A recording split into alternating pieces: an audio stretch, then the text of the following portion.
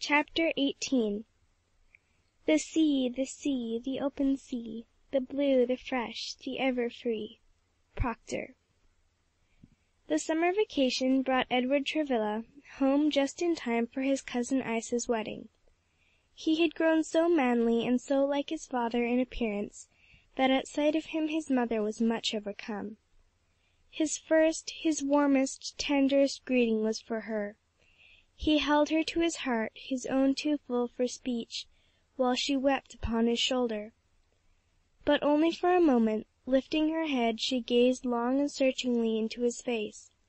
Then, with a sigh of relief, "Thank God," she whispered, "that I can believe my boy has come back to me as pure and innocent as he went."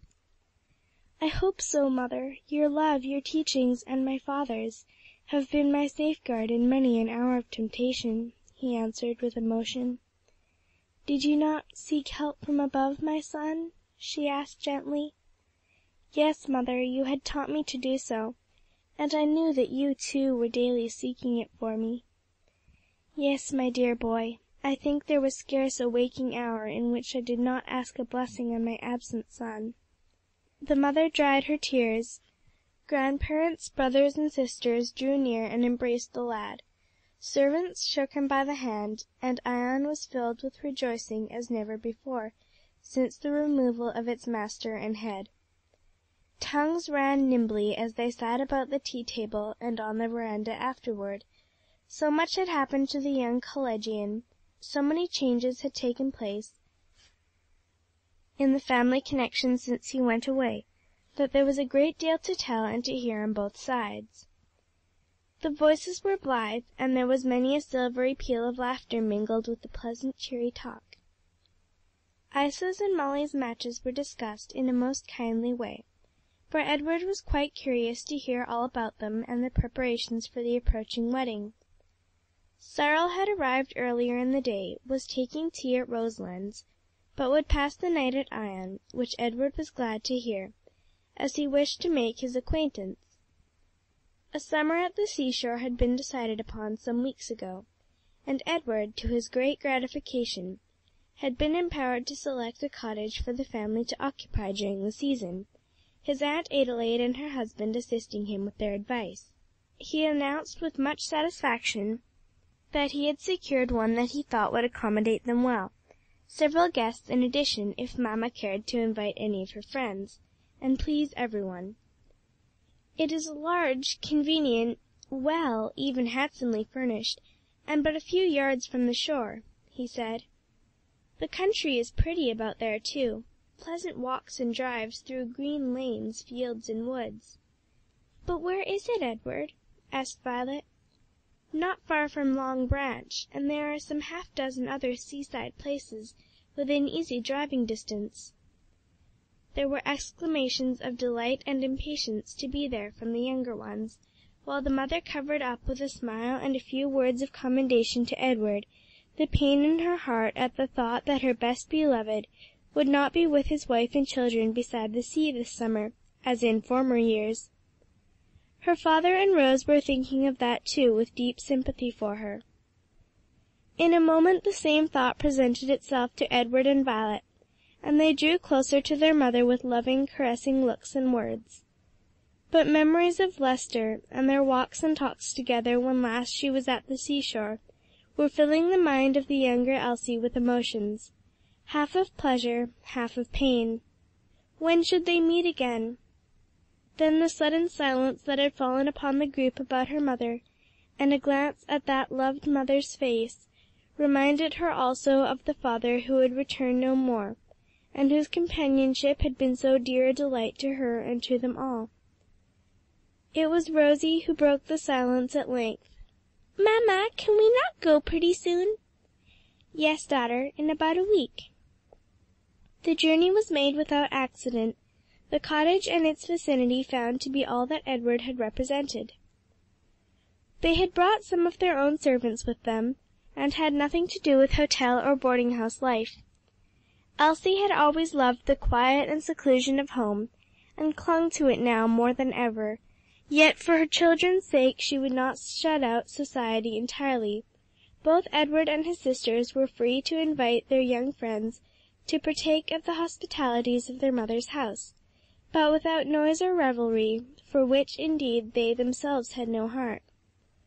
For a while the society of his mother and sisters was quite sufficient for Edward, and his for them. They were all so strongly attached to each other, and he had been so long away from home, that it was very delightful to be together once more. Mr. and Mrs. Dinsmore were at that time visiting relatives in Philadelphia and its vicinity, and his grandfather's absence gave Edward the long-coveted opportunity to try how nearly he could fill his father's place as his mother's earthly prop. It was dear delight to have her lean upon his arm, rely upon his strength, consult him about business or family matters. He was very proud and fond of his lovely sisters, prouder and fonder still of his sweet and beautiful mother. He quite longed to show her to all his college friends, yet would not for the world have her grief intruded upon by them with their thoughtless gaiety. During these weeks that they were entirely alone, she gave herself up wholly to her children, seeking to secure to them the greatest possible amount of innocent enjoyment. No tasks were set, there was no attempt at regular employment, and almost the whole day was spent in the open air. Together they sported in the surf, strolled on the beach, or sat in the sand, revelling in the delicious sea breeze and the sight of the ever restless, ever changing, beautiful ocean, with its rolling, tumbling, dashing waves. They were there early in the morning, sometimes in season to watch the sun rise out of the water, and often again when the silvery moonlight lent its witchery to the scene. But there came a day when the rain poured down so continuously and heavily that they were glad to take refuge from it in the house. They gathered in a room overlooking the sea, the ladies with their fancy work, Rosie with their doll, while Harold and Herbert helped little Walter to build blockhouses, and Edward read aloud a story selected by the mother, as entertaining and at the same time pure and wholesome. She was careful in choosing their mental food. She would no sooner have suffered her children's minds to be poisoned than their bodies. As Edward closed the book upon the completion of the story, "Mamma," said the younger Elsie, "do you quite approve of all the teachings the author has given there? Or perhaps I should rather say the sentiments she has expressed." "Not quite, but what is it you do not approve?" the mother answered with an affectionate and pleased look at the earnest face of the questioner. "I am glad to see that you are not ready to be carried about with every wind of doctrine." "It is her comment upon her heroine's effort to escape from her trouble by asking help from God. She speaks as if, had the girl been older and wiser, she would have known that God had the welfare and happiness of other people to consult as well as hers, and couldn't be expected to sacrifice them for her sake." "Well, daughter?"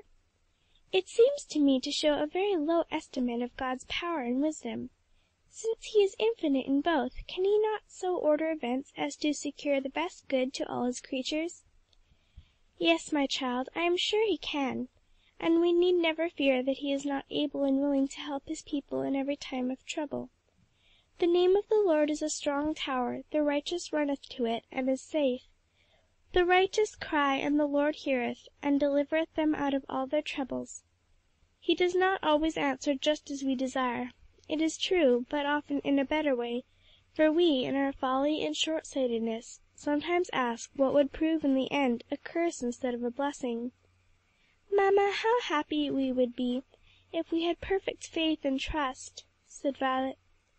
"Yes, if we fully believed the inspired assurance, 'We know that all things work together for good to them that love God.' We should not fret or grieve over losses, crosses, or disappointments. Strive after such faith, my children, and pray constantly for it is the gift of God." There was a little pause, broken only by Walter's prattle, the plash of the rain and the murmur of the sea. Edward seemed deep in thought.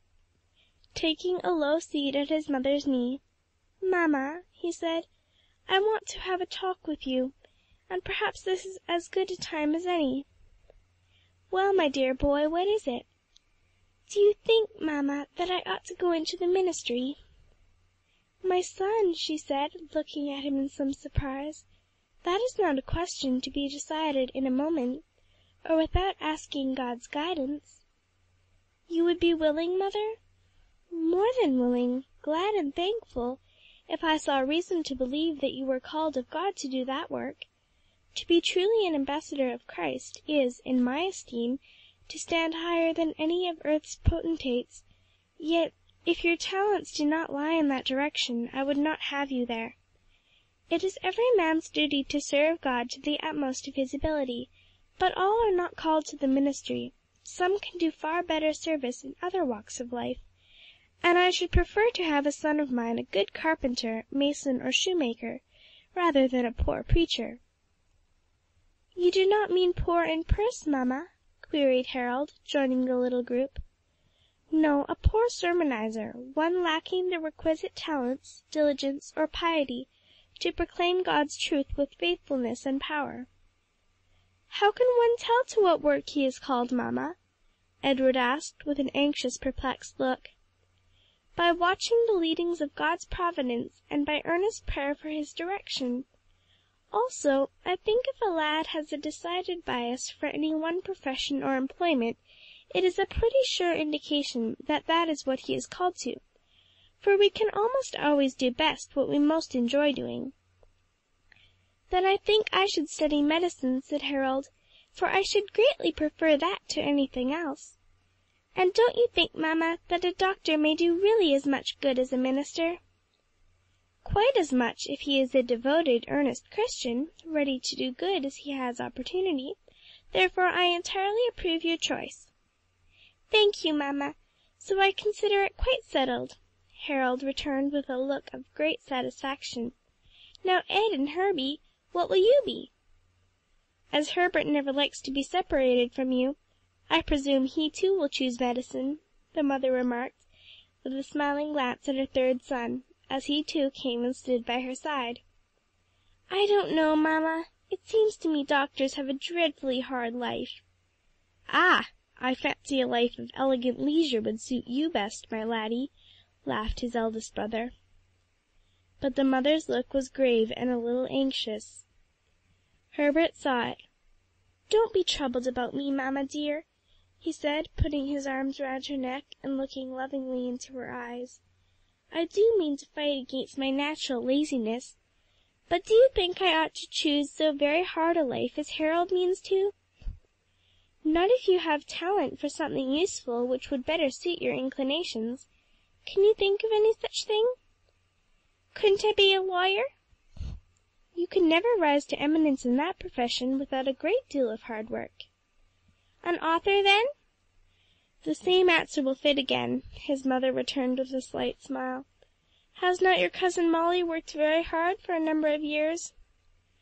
Herbert drew a long, deep sigh, then brightening, "I might be a publisher," he said.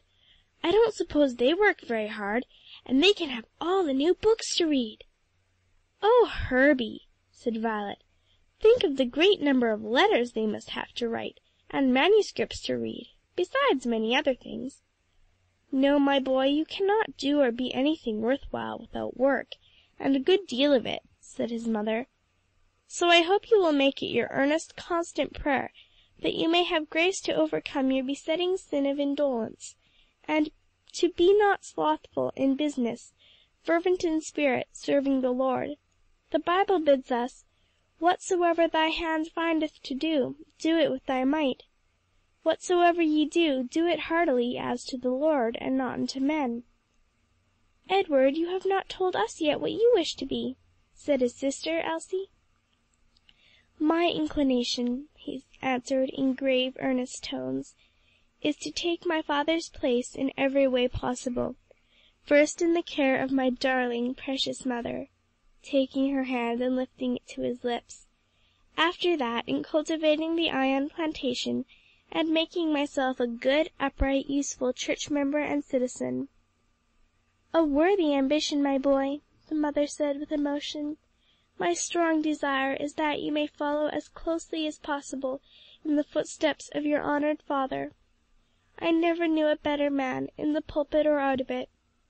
His was a truly Christian manhood, and like his master he went about doing good. "Then, mother, with your approval my choice is made, and with your permission I shall spend some time in an agricultural college after finishing the course where I am." "You shall do as you wish. You shall have every advantage I can give you. My other boys also, if they will improve them." "Your girls too, mamma?" asked Rosie. "Yes, indeed," mamma answered, bestowing a smile and a kiss upon the young questioner. At that moment the tea bell summoned them to their evening meal. Edward took his father's seat at the table, his father's place in asking a blessing upon the food. As they left the table they perceived that the rain had ceased. The clouds had broken away from the setting sun, and its red light streamed over the dark waters like a pathway of fire. They were all gathered on the porch, watching, as usual, the changing beauty of the sea and the clouds, when a young man, in the undress uniform of a lieutenant in the army, opened their gate and came with a brisk, manly step up the walk leading to the house. As he drew near he lifted his military cap, bowed low to the ladies, then, stepping upon the porch, added a card to Mrs. Travilla. "Donald Keith," she read aloud, and holding out her hand with a sweet, welcoming smile. "How do you do, cousin?" she said. "I am very glad to see you. But to which branch do you belong?" "I am a younger brother of the Reverend Cyril Keith, lately married to a Miss Conly," the young officer answered, as he took the offered hand. "He wrote me of your great kindness to him, and when I learned, a few hours since, who were the occupants of this cottage, I felt that I must come and thank you. I hope I do not intrude, cousin?" "No, indeed, we are always ready to welcome relatives. Now let me introduce these other cousins, my boys and girls." The young man spent the whole evening in the company of these new found relatives, and went away highly delighted with them all. He had several weeks' furlough, was staying at a hotel near by, and promised himself great enjoyment in the society of the dwellers in the cottage, and they were pleased with him. "He seems a very nice, clever fellow, mother," Edward remarked. "Yes," she said, "he has very agreeable manners and talks well, and knowing that he comes of a godly race, I hope we shall find him in all respects a suitable companion for you and your sisters. I am glad of his coming for your sakes, for I fear you may have felt the want of young society." "Oh no, mamma," they all protested, "we could not have enjoyed ourselves better. It has been so nice to have you quite to ourselves." Chapter 19.